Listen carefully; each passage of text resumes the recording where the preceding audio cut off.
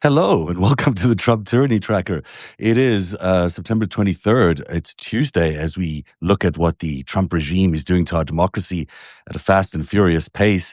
We were just talking about Zelensky's press conference with Trump a few minutes ago at the United Nations. He seemed, I would say, quite positive towards Zelensky in many ways. Brought the children up again and also spoke about the what he said was quite good advances by the Ukrainian army against the Russians. So it was surprisingly, supportive, which is always interesting, isn't it?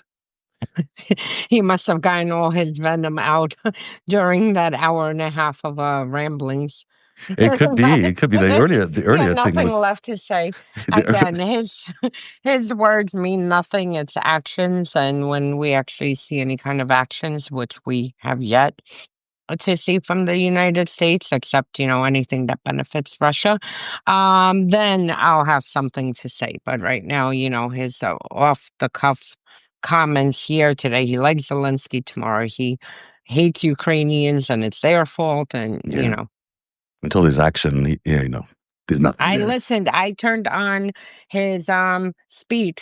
I got through probably 4 minutes, and then I was like, what the fuck? How could half of this country have elected this person? I mean, this is the biggest humiliation to America just for him to be standing there. I could imagine, like every delegation from around the world is sitting there with translators, in their ears, getting his campaign speech, whatever the heck It that was just was. it was a racist Right. diatribe. It seemed to me it was going on about immigrants and how all these countries are, going to fall apart because of their immigration policies. Then he went on about the climate change thing. Like it's just very weird, You know, disturbing. it's President. one thing when it's within the family and we have to deal with it, but then when you see it like, being pushed out across literally every country. The only thing I did here that I agreed with him is that the UN is useless. That every and any day I will say the same thing because they've absolutely done nothing over the decade to help Ukraine. They've done nothing for nothing, literally. Trump was asked at his press conference with Zelensky about what happened in Copenhagen earlier on, which is the sighting of those drones. We'll get into that in a second. And he said that NATO countries should shoot down any Russian aircraft if they enter their airspace. And this relates to a story that came out of Copenhagen, where Copenhagen airport shut down Monday night after police reported 2 to 3 large drones flying nearby, forcing a halt to all takeoffs and landings. At least 20 flights were canceled or delayed, with others diverted to smaller Danish airports and Sweden. This is the third now drone incident involving different countries that in the More, NATO. More. more. It's quite, we had Estonia, we had Poland. Now it looks like it could be Denmark. This is quite a disturbing development for that country. Tell us what you know about it. So can I just lay the background on Yeah. this? You had the war criminal come to Alaska with the red carpet rolled out. Since then, I mean, Russia has escalated to the point that they're beyond emboldened and they're not even bothering hiding this. Immediately after that summit, they hit Western factory U.S. factory in Western Ukraine. Right after that, they hit the British and EU councils in Western Ukraine. Then, as I kept saying, I would argue they tried to assassinate EU Commissioner von der Leyen when they targeted her plane with the GPS jamming. Then you had 19 drones that came into Poland that Russia sent via Belarus, and you had a few, not all 19 came through Belarus. And how did Belarus get rewarded? Trump removed sanctions off of their Belavia Airlines, which means that now Russia can get U.S. parts for their airplanes, which Russians desperately struggling. I mean, this is the one thing with sanctions evasions they have not managed to get their hands on is parts for airplanes. And he sent U.S. military people to Belarus to participate in looking at Russia's war Observing cricket games, the war games, yeah. observing the war games. Then you had, after this, 3 fighter jets, and this is what, a matter of 3 weeks? Mm. You had 3 fighter jets enter Estonian space, 12 minutes. This isn't just by accident they flew through. 12 minutes they were in their airspace. Then you had a Russian surveillance plane hovering over the Baltics the other day that Germany discussed how the conference about. Then you get to this incident. It was not just Copenhagen. It was Copenhagen, Oslo, and Stockholm. All Okay. three yesterday, hours apart from each other. The airports and sensitive locations were on high alert because of drones in the area. So this is where we are in 3 weeks since, or 3.5 weeks since this summit, where Russia feels emboldened, and now they are doing everything to try to start a war with NATO. They certainly seem to be. I mean, that seems to be the underlying intention here, is to test how NATO responds to each of these incursions into their different airspace. But in this case, they disrupted traffic from an airport. I mean, this is it's becoming quite active disruptions. It's not just testing whether these drones get taken down. Disrupting the airport's a big deal for these countries. And yesterday we're hearing about this, but just since November 2023, Russia has been using Kaliningrad territory inside of Russia off of Finland, like, across the border, um, to carry out these GPS jammings. I think, I'm not sure the last count, but it's well over tens of thousands of incidents where you had, European airplanes disrupted and they had to change course or use paper maps to land. I mean, for 2 years, I've been screaming that we are literally, by a miracle, we have not had an international incident of Russia again taking down a civilian airplane. And here they call further this by attacking von der Leyen's plane. So, I mean, Russia has been, very reckless. I mean, very aggressive.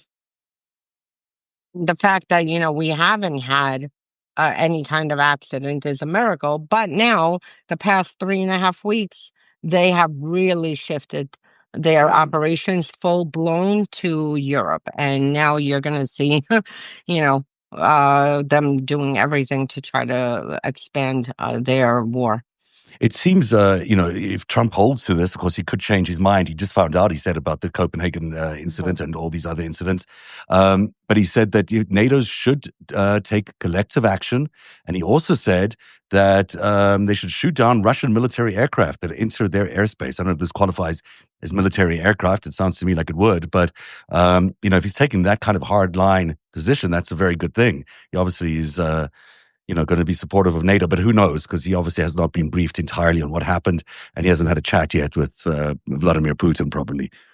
When it comes to Europe and their security, the United States, I keep saying this, at best, the United States right now under Trump is neutral. At worst, they might become an enemy where European troops are going to have to fight U.S. troops.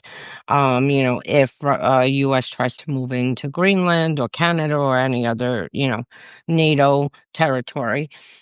So Europe really needs to do this decisively amongst themselves. And frankly, yes, they need to shoot down these jets. I've been saying this. Poland, finally gave the threat that they will shoot down the jets, but I cannot tell you how heartbreaking and infuriating it's been over the past few years where you have Russian missiles and drones entering Poland on their way to Ukraine. Poland scrambles fighter jets, and what happened now with Poland is intentional towards Poland, but a few times it's happened where they transit Polish airspace. Poland, lifts fighter jets, sees that this is no threat to Poland, and allows these missiles to continue.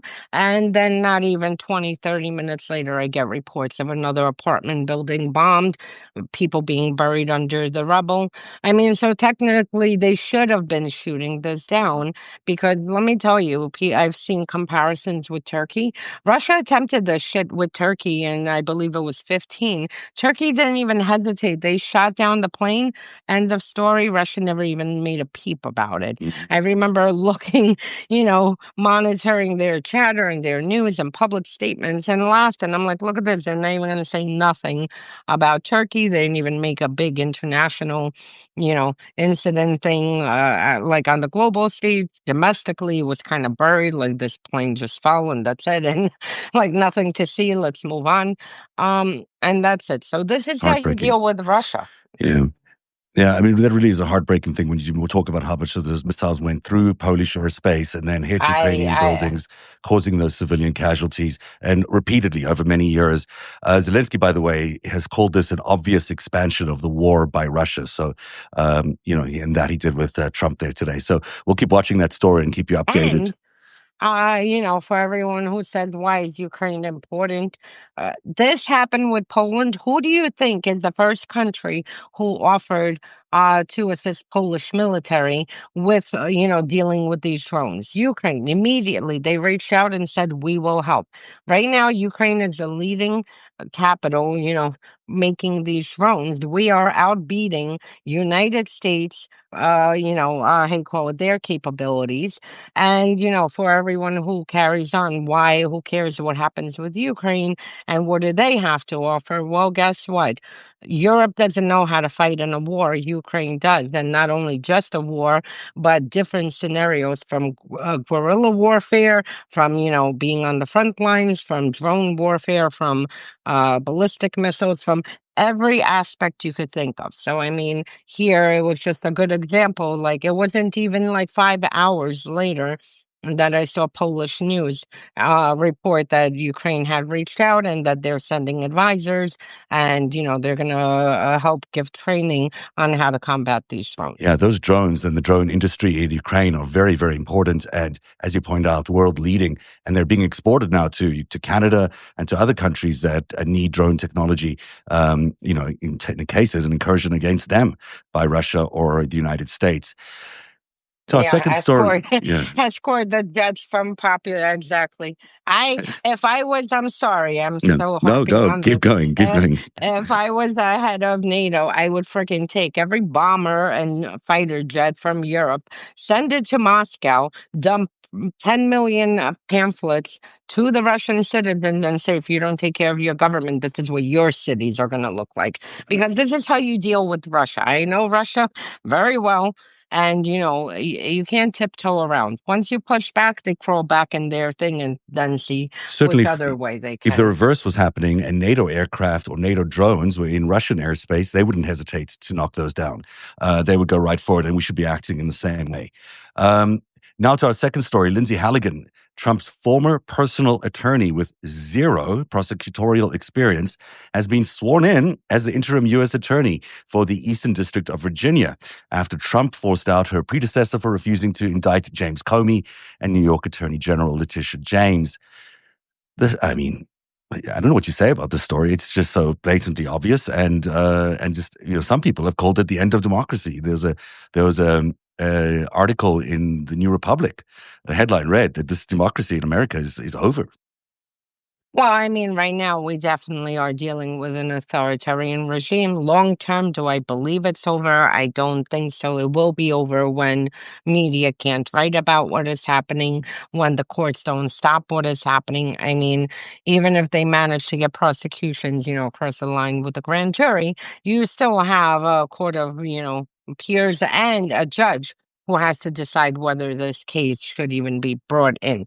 So for now, we still have mechanisms that we need to really rally around and make sure are protected, like at least the courts that are for now holding somewhat not the Supreme Court, but at least the regular courts. But this is expected. He's purging the whole regime. I said it a million times. This is exactly what happened in Russia. Putin walked in, wiped out all the agencies, put in his thugs to handle the agencies, and now it's unspoken. Unlike here, where Trump, in a DM or whatever that was supposed to be, I still am so confused.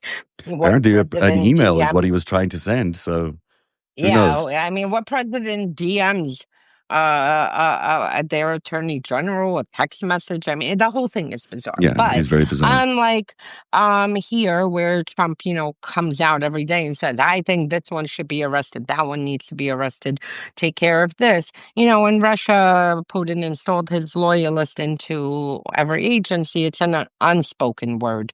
You don't even have to have discussions. All it has to be one name given, and then they know what to do with the rest. I worry we're gonna get here with this.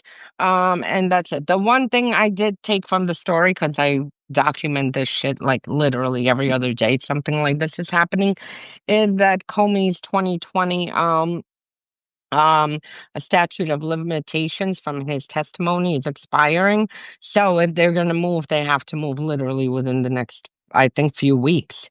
Are they Um alleging that he perjured himself during that? I don't Is that what they? Who knows? Who knows? But that could be what they're trying to allege. The Um, story mentioned it. Again, we don't know what's going through. I mean, you see, they're trying to cook different things, whether with Lisa Cook, it's fraudulent mortgage applications. Meanwhile, Reuters reviewed the applications and saw that she did check off and list the second residence at the vacation home. But they're trying everything. I mean, yeah, this is like the most lawless regime, but not only are they lawless, thank God they're incompetent. So who knows where it's going to come? You see case after case being thrown out just because of how it was put together, so yeah. sloppy. So, I mean, this is the one thing where we should be thankful that we can even discuss this and that the courts are still, at least the lower courts, are functioning. It's hard to imagine a grand jury indicting any of these I mean, prosecutions because they're so hard to prove. There's nothing there. So we'll but see what happens. But also, people need to keep in mind it's also not about having a successful prosecution. It's about the propaganda theater surrounding it. Right. So, for instance, if a Comey gets Good picked point. up and has to come in and give a mugshot, even if the case gets thrown out, the impressions that will remain are his mugshot and, the fact that he was accused of this and that. Plus, it's costly, and plus, it shuts everyone else up because a lot of people, in the federal government are going to say, we don't want to really deal with this, put our family into danger, and we don't financially have the money to, protect ourselves against these frivolous lawsuits. This is a Russian tactic. Mm. I mean, this is what Russia does to silence journalists around the globe. If you look at London, I mean, they're constantly were suing one media publication and journalist, to shut them down, knowing that the cases will get thrown out, but it just puts a chill for people to shut up. Staying with the courts, at least the Supreme Court has cleared the way for Trump to remove Rebecca Slaughter, the last Democrat on the Federal Trade Commission, overturning a lower court that had reinstated her. More concerning, the justices agreed to hear arguments on overturning a 90-year precedent that protects the independence of agencies like the FTC. And that last part is very concerning, that they're considering really challenging how these commissions act and how independent they are.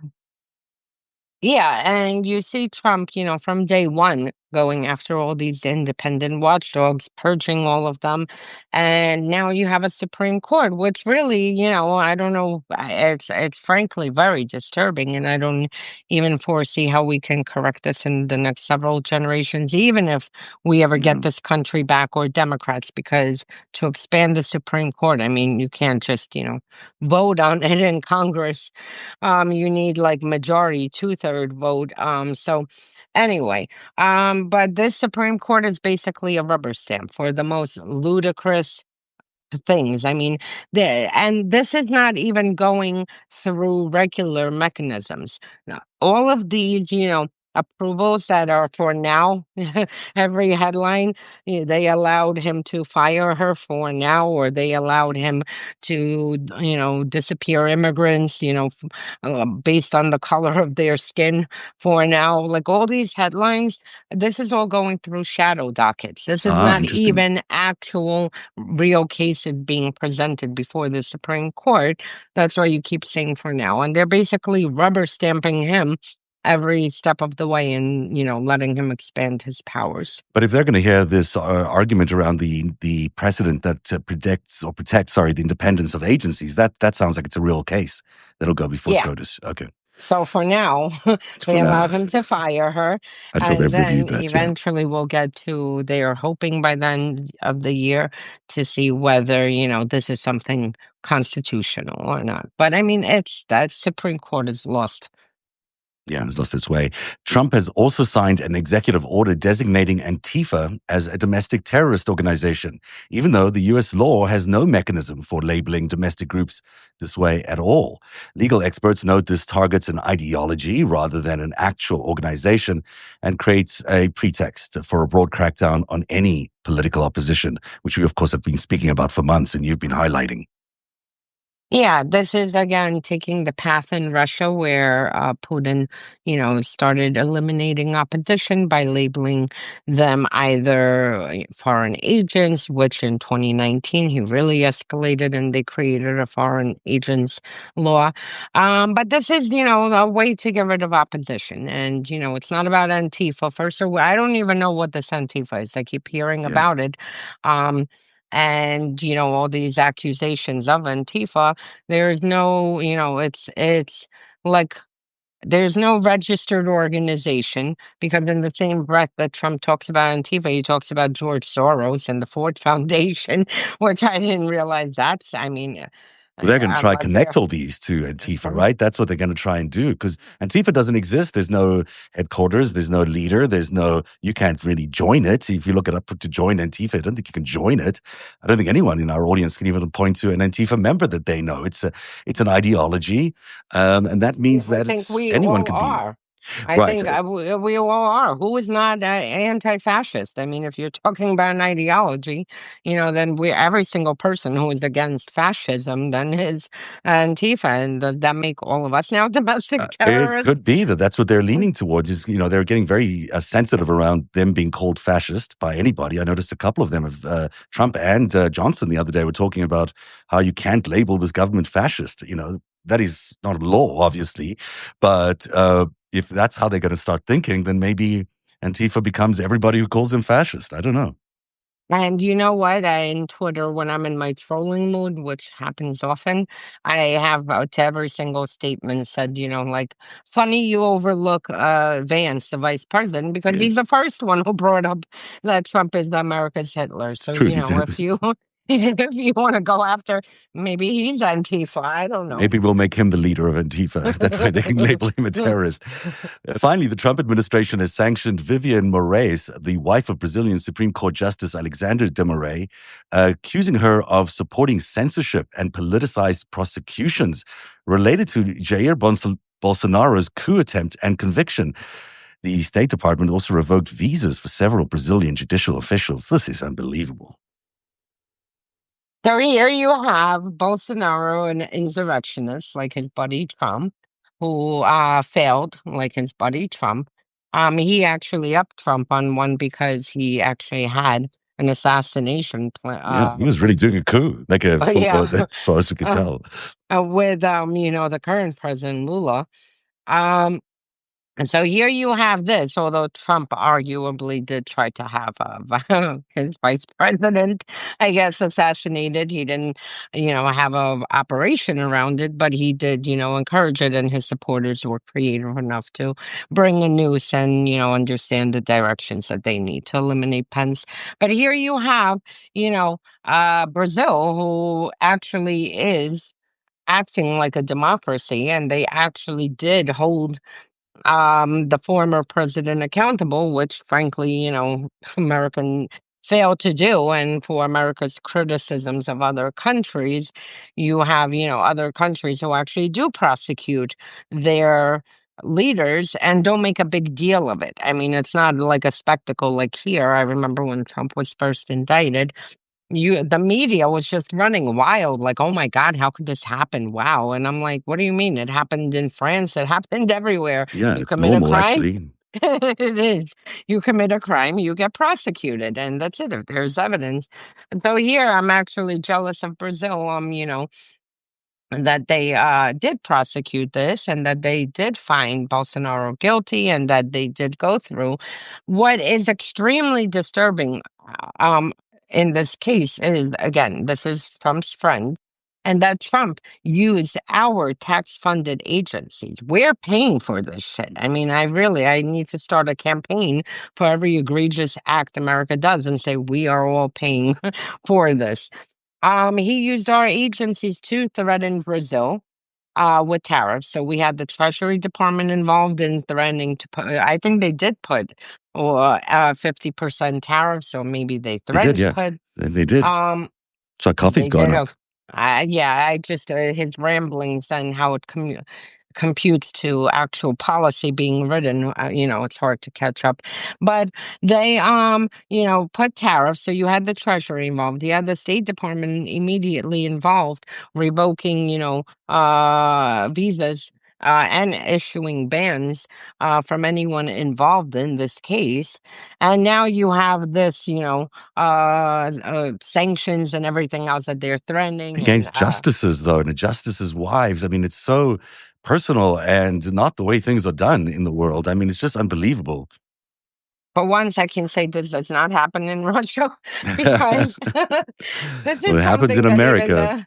the Kremlin is, studying closely. Like, oh, what a good idea! We need to add this to our tactics because, I mean, not that anyone travels to that shithole, but, you know, it's still it's problematic, and again, I hate the fact that it's we are paying for this with our agencies, who are funded by us, being weaponized to go after justices, or the International Criminal Court for issuing arrest warrants for Putin, and Netanyahu. So the whole thing is just it's disturbing that the It really levers of is. our I mean, because government. Brazil is a functioning democracy, whether you like it or not, and these justices are doing their job and fulfilling their job is part of that democracy. And for America, the bastion of democracy, to be targeting them for doing their job is quite unbelievable. There's also And so good. just to cut in, I mean, and even if they weren't a functioning democracy, it's not our business. Yeah. The United States under Trump is becoming like Russia. Russia justified a full-scale invasion into Ukraine because they're, alleged neo-Nazis. Even if the Ukrainians wanted to be neo-Nazis, what business is it of Russia? Like, like these tactics are mimicking how Russia behaves, that they think that they should dictate how Estonia should carry about their business, or, Ukraine or Moldova or any other country. And then now we're doing the same thing. I mean, so even if Brazil wasn't a functioning democracy, what is it our business to go and slap sanctions or visa bans or threats or tariff, them for handling their own internal domestic affairs? It's just hard to fathom how America has declined in 9 months, how we've gone from being, a vital democracy into this, authoritarian Banana cesspit, Republic. really, is what it is. That is the Trump tourney tracker for today. We'll be back tomorrow for another edition. Anything you want to promote, Olga, on the way out? For anyone who doesn't know about the Active Measures series, this week we're doing relitigating the 2016 election because It's my Trump is favorite threatening topic. to prosecute people who actually handled the 2016 election. So this week we covered WikiLeaks as a cutout for Russian military intelligence to disseminate the hacked emails and just the tactics surrounding that and how close Assange was way before, Trump stepped down the escalator or even had ambitions, at least in the 2010s, to run how the WikiLeaks and the Russian relations relationship started, how close it was, even to the point that, Russia had an exfiltration plan, and they wanted to pull him out of the embassy, how Manafort conveniently, as Trump's campaign manager, went allegedly to visit Assange, right, in the spring as he came on to the campaign. I remember that, So yeah. this is today's, we basically spent the first 9 chapters showing how Russia laid the groundwork. And then now going forward, we're going to move now into the actual operations that happened for the 2016 It's election. fascinating stuff that you and Julie Roginski are doing as part of the Unmasking Russia series on the 2016 elections. At narrative.org, there is something special we're doing tomorrow night. William K. Black, who was the prosecutor involved in regulating and prosecuting a lot of the people involved in the SNL crisis, if you remember that far back, I certainly do. He put 1,000 bank executives behind bars in a strange thing that doesn't seem to happen anymore. Certainly in 2008, no one went to jail. But when he was around, lots of people went to jail. So we're going to look at the greatest heist from a big picture perspective. We're going to look back at what instigated the 1987 SNL crisis, looking as well at Black Monday, and then Interesting. see how it proceeded, how it connects to all the way up to now, and then into the 2008 financial crisis as well, because they're so interlinked. And it all connects to Trump and Epstein and a whole bunch of other characters that surrounded them, because that's just the way the world seems to work these days. So that's tomorrow night at 8 p.m. for paid subscribers on Narrative. And that is the show today. I'll be back in 28 minutes with Dean Blundell for the 5 Stack. And I shall see you tomorrow, Olga. Have a great afternoon. You too. Bye. Bye, everybody.